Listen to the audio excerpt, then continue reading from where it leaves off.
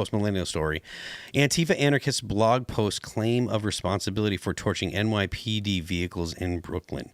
The cars were just waiting there, practically begging for a new makeover, the post from Antifa-affiliated blog reads. From Katie Daviscourt, an Antifa-affiliated blog posted a claim of responsibility for an arson attack targeting 8 New York Police Department vehicles parked near the 83rd Precinct in Brooklyn on Wednesday.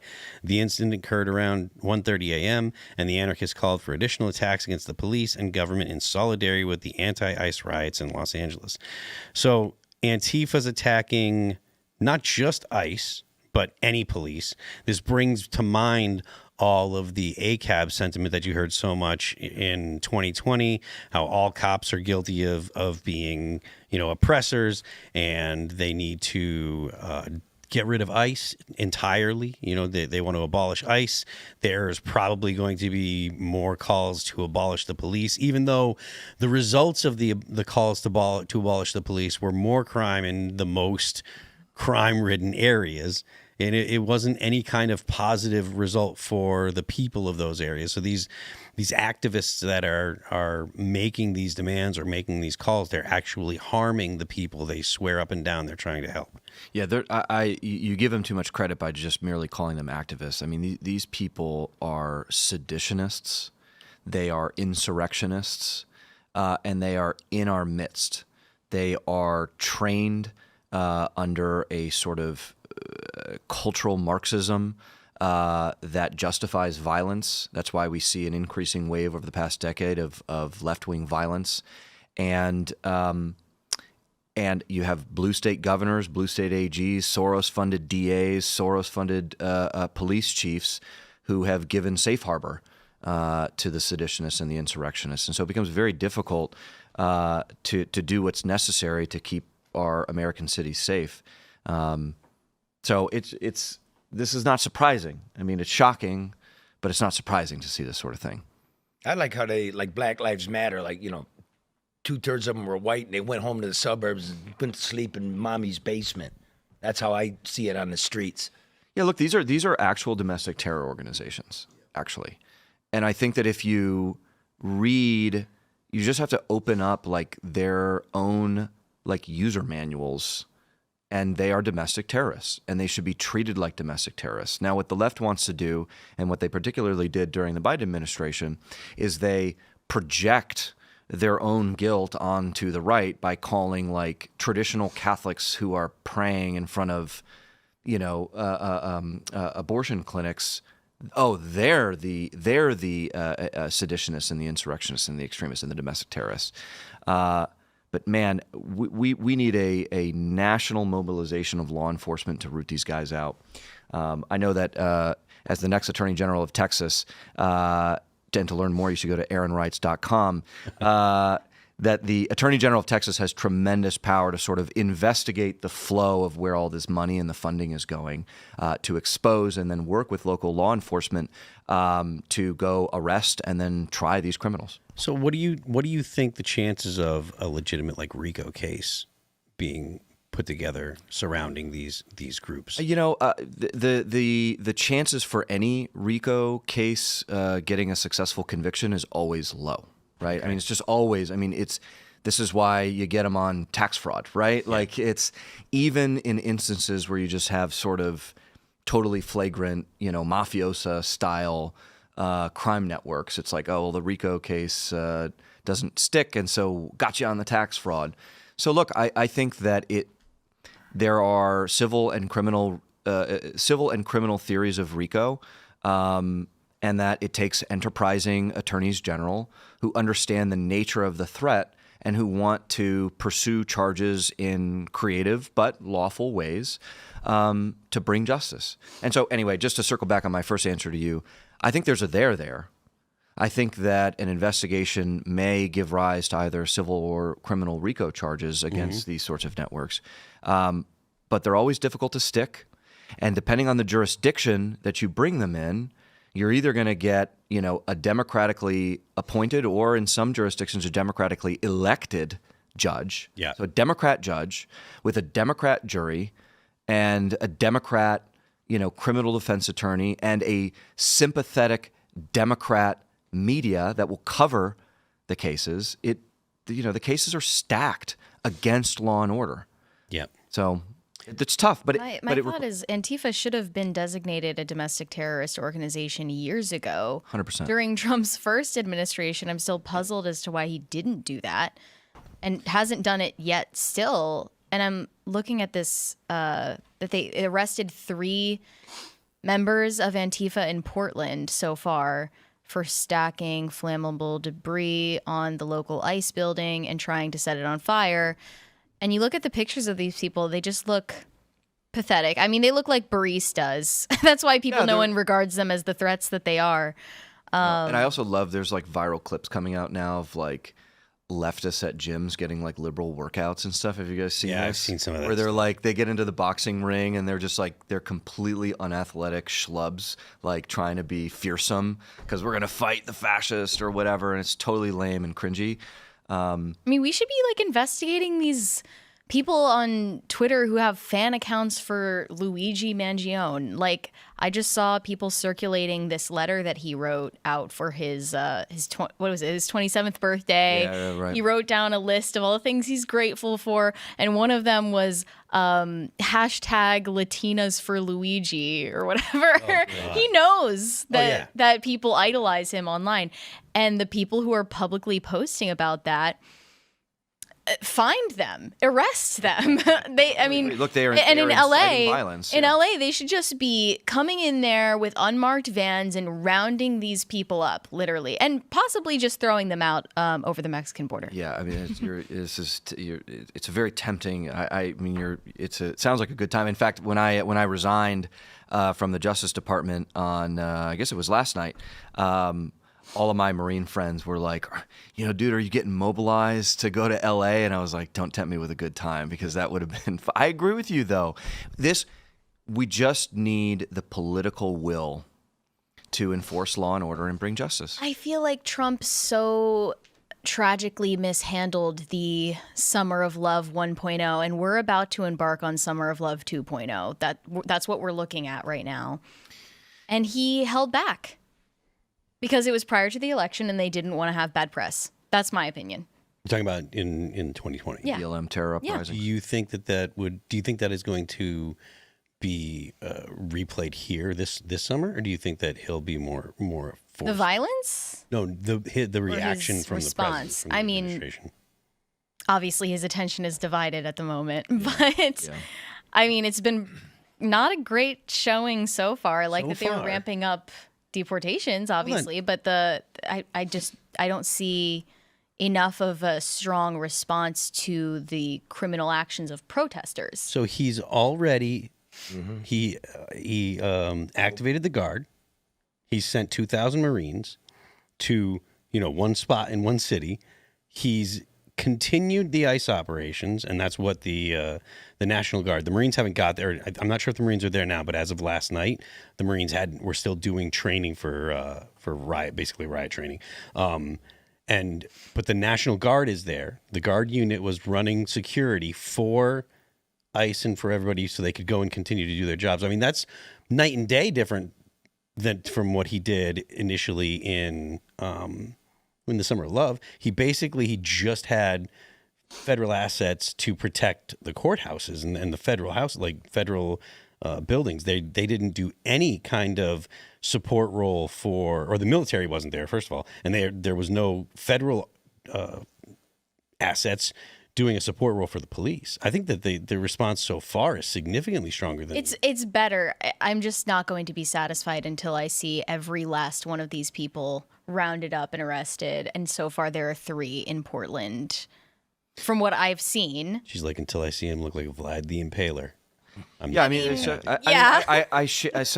would say, and until the deportation numbers are up to, let's say, 3,000 a day for the rest of this presidency, which is not going to happen. Yeah, I mean, look, there's like 20 million plus illegal aliens that need to be deported, and probably so like 40 million. So that's actually probably right. Like, you just assume that whatever reported numbers exist is probably. They've been saying 20 million for 20 years. I know. Yeah. No. Look, I share the sympathies. I will say, to President Trump's credit, I think the BLM terror uprisings in 2020 was, I don't know that I would pin the mild response necessarily to like election optics, because I actually think I would make the argument that like a hard crackdown on that would have, I think, buoyed American spirits. I think that this was the first real mass national militant, ideologically leftist, anti-American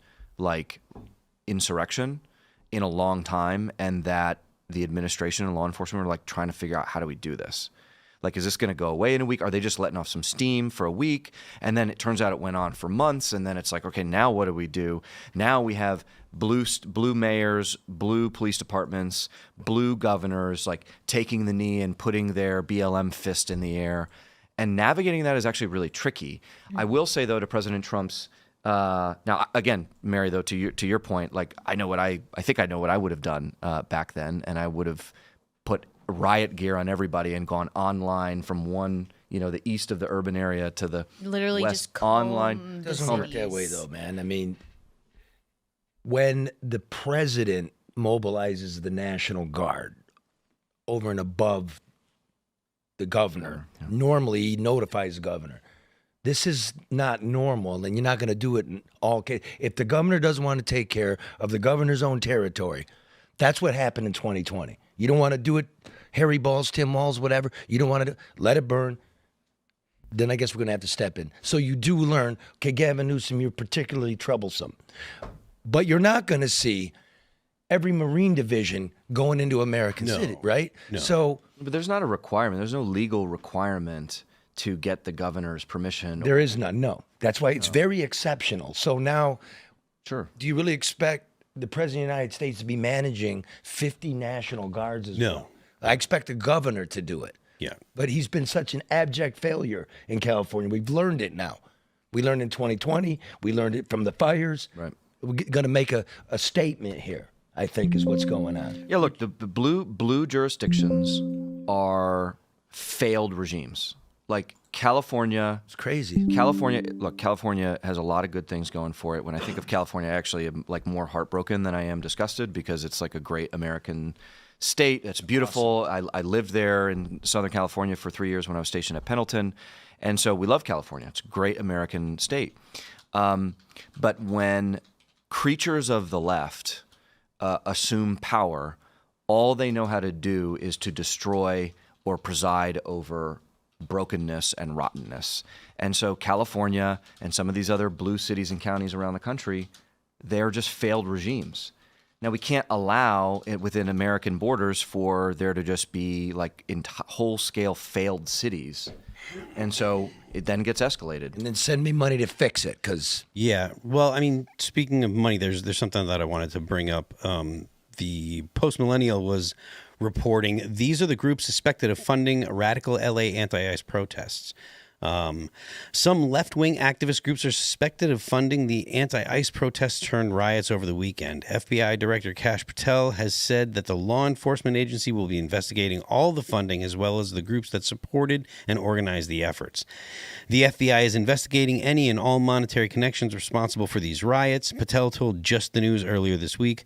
Over the weekend, after some initial peaceful anti-ICE protests, violence and riots erupted in downtown LA with Waymark cars being burned, looted, violence targeted at police and other criminality. According to the outlet, one of the groups linked to the protests that occurred leading up to the violent riots is the Party for Socialism and Liberation, PSL. It's also pumpkin spice latte. Yeah, which is a Marxist group that has reported ties to the Chinese Communist Party. PSL has also been connected to many Gaza encampments on college campuses around the world. That's something that's worth at least mentioning. Again, these riots, these demonstrations, whatever you want to call them, they're not dependent on whatever issue they're talking about at that time. Correct. You know, the issue is not the issue. The issue is the revolution. That's why they tie Gaza in with illegal immigration to the U.S. You mean these aren't guys who got upset one day in Compton and decided to put down a video game and a blunt and just go out there? You're telling me this is coordinated? Yes, sir. That these guys could be getting paid? I am telling you that, sir. Yeah. Yes, sir. the Party for Socialism and Liberation. I think we were talking about this earlier today. We were. Yeah, and I forget the guy's name that you'd Roy mentioned. Singham. What was it, please? Roy Singham, an American billionaire, tech billionaire. He now lives in China with his wife, who has founded Code Pink. You got to remember that one. Yep. So he's a devout Maoist, right? Yep. I don't know how a billionaire is a Maoist, but yet he is. And money flows, as I understand it, and talk to a few people in D.C. It flows to the Party of Socialism and Pumpkin spice latte. Liberation. Yeah. PSL. Yeah. And they go to the Coalition for the Humane Immigration Rights in L.A., at Chirla, Okay. which is also being funded by the SIEU union, going to Chirla. So these are union dues. Yeah. A rich guy living in China, funding groups coming into that LA. are paying for people to riot in Los Angeles in the name of both Gaza and illegal immigration. These are, to both y'all's points, it's worth emphasizing, these are highly coordinated, highly sophisticated money laundering schemes where you That's have... why I mentioned RICO, you know? That's what I'm saying. Yes. No, I mean, and you're on to something, right? My only point was maybe more of just like a legal nerd point, which is just like it's difficult to get those claims to stick, right? But it's this is completely unsurprising. Like, of course, there are dark money groups and Soros affiliated groups, and there's 15 of them with 10 different names. Some of them have, like, you know, they wear their ideology in their name. Other organizations are more innocuously named, so you wouldn't expect that, you know, the Foundation for a Just America, I'm making that up, I don't know what that is, but a Foundation for Justice is actually a front group for like militant Marxist leftism, right? And then our eyes get wide open when you're finding like there's a trail to USAID and like you're funding it. Totally right. And by the way, it's been going on for decades, and conservatives have sort of just contented themselves to Mary's point, to just like arrest 3 criminals. Oh, we got 3 of them, boys. Mission accomplished. High fives all around. Meanwhile, the billionaire leftist Marxist insurrectionists are like, that's fine. Three of our soldiers are down. I've got thousands. Yes. Thousands. I've got ant colonies. The smokeless war. Yeah. No, that's exactly right. Now, this is, and I made this point, but again, I'll say it again. This is exactly why you need an attorney general in the state of Texas who understands the nature of the problem. What's the website again? The website is, thank you very much for mentioning that. It's aaronreitz.com, AARONREITZ.com. If I could get in there, enjoyer.com or nobsnewshour.com. Those are great. Yes, those are great .coms as well.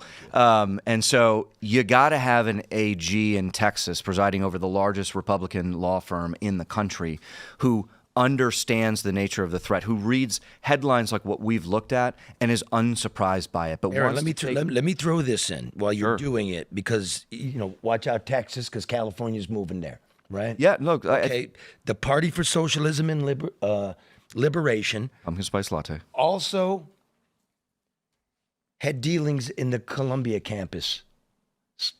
Yeah, Columbia in New York. In New York, Right, you're talking they're Columbia, connected the there. university. The guy that shot the 2 Jewish people in front of the embassy in D.C., PLA. So you could see this thing's kind of getting all over the country. We're not even aware of it. Well, Phil made this point earlier. There is a sort of global communist revolutionary spirit that transcends.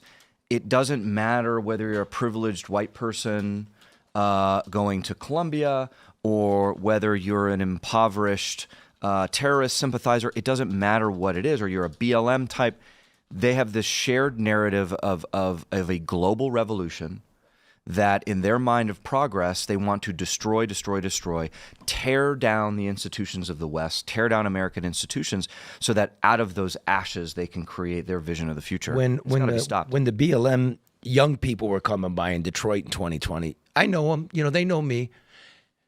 And it's cool, it's friendly, and they were talking Marxist stuff. And I said, young man, Marxism is the greatest critique of capitalism there is. It's quite good. The problem is the solution always ends up with people in the trains to the gulag. You don't know what you're advocating for. So I would submit to this table and the listeners, our system is an excellent one. The problem is it's been co-opted by a corrupt culture and corrupt people that are just, there's no better system. I'm here to keep it. We just need better people, and do not fuck with my shit, because you will find out. That's something that most Americans generally agree. 100%, dude. Let's see. We're getting some more information. We have a post from Vicegrad24 reporting initial reports of Iran launching ballistic missiles towards Israel. We've also got a second tweet from them.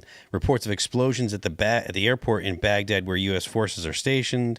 It's possible that the Iranian proxy groups in Iraq launch Khatib Hezbollah are attacking U.S. forces. I'm sure I butchered that name. There was one other thing. There we go. This is from the Secretary of State for immediate release. Tonight, Israel took unilateral action against Iran. We are not involved in strikes against Iran, and our top priority is protecting American forces in the region. Israel advised us that they believe this action was necessary for its self-defense. President Trump and the administration have taken all necessary steps to protect our forces and remain in close contact with our regional partners. Let me be clear, Iran should not target U.S. interests or personnel. Which would be great. Or else what? Well, I mean, honestly, if they kill Americans, then Americans generally change their opinion about whether Americans should, be involved in something, because whether or not the United States is actually launching any kind of attacks on Iran, if Iran attacks the U.S., we already moved our people. We did kind of probably know a little something. We moved people out of the region. We definitely did. President Trump was talking to us. He's like, he was. It was something along the lines of, I'm not supposed to know and I'm not supposed to say, but it's going to happen. Yeah, got him out of Erbil, got him out of Baghdad. Talking about the whole all the pizza orders at the Pentagon yesterday too. Yeah, we were tracking that on the show, and we weren't sure if it was going to happen. The orders of pizza in D.C. Yeah, pizza late deliveries. at night. Not just in D.C., but there's actually a Domino's in the Pentagon. Right. So when that one gets busy, That one. Is that a thing? yeah, there is a Domino's pizza inside the Pentagon. Yep. And you guys can track it? Yep. It's an index. It's like Pentagon Pizza? Is yeah, that it's just the whatever handle, or the is- address is. I forget what the address is, but there's a Domino's pizza, and you can actually, just like on Google or on Yelp or whatever, it says it's surprisingly busy or uncharacteristically busy. When it goes through the roof, you're like, World War III busy. It's everyone's staying at the Pentagon and ordering pizza because the U.S. is doing something overseas. So they're You saying low-level deep state motherfucker. It is not me that's doing this. That's a great detective tool. I never knew that. That's interesting. So they're saying we are not involved in these strikes, but you're suspecting they did know about it beforehand. I think yes. I don't think that I think the U.S. and Israel generally share information when it is beneficial to both of them. So I don't think that the U.S. and Israel share all intelligence, but I think that if it's beneficial for the U.S. to know something, if it's beneficial to Israel for the U.S. to know something, then they're going to tell the U.S. And I think it's been definitely beneficial for the United States to know that they were going to attack, considering we were talking with Iran on Sunday, I think it was. What is this? Is this in English, or are we going to listen to? We have an IDF Middle video Eastern dropped. For years, the Iranian regime has called for the destruction of the state of Israel, planning and advancing concrete military plans to do so. Over the past few months, intelligence has shown that Iran is closer than ever to obtaining a nuclear weapon. This morning, the IDF began preemptive and precise strikes targeting the Iranian nuclear program in order to prevent the Iranian regime's ability to build a nuclear bomb in the immediate time frame. We have no choice. We are operating against an imminent and existential threat. We cannot allow the Iranian regime to obtain a nuclear weapon that would be a danger to Israel and the entire world. This operation is for our right to exist here, for our future and for our children's future. The State of Israel has the right and the obligation to operate in order to protect its people and will continue to do so. The IDF conducted significant preparations for this operation. We are well prepared both in defense and offense to defend ourselves. The IDF will continue to defend the State of Israel. So are we to believe that these strikes were against the homes of Iranian officials or their nuclear program? Exactly what I was thinking. So Yeah. we're getting... I don't know that we can actually have a reliable sense of what the targets were. Yeah, we have nothing confirmed yet. I'm going to sit like before. I'm going to let the night play out and hope, to the media for a second. I need somebody in some place where it's reliable. And it's just been missing for years now, Hey, man, we're trying. No, I mean, building the new media. So if you had a budget, I'm sure you could find 30 ex-Marines that'll go over there and be reporters for you. You know what I mean? I'm with Milo. I'm okay with it. I'm ready to be with Jesus. That's kind of where I'm at now. That's how Milo feels. Let's see, what else do we got here? If there's anything new, or if we I got to see Ed Krasenstein. Let's see what Ed Krasenstein. Oh, I don't want to see what I got it, dude. Krasenstein. What do you? It's like Twitter forces him. I don't follow the guy. Just want to see what smugness he's got for me tonight. Yeah. Whose fault is it, Ed? He said no new wars under Trump, right? Oh, yeah. I mean, Wow. that's how I feel.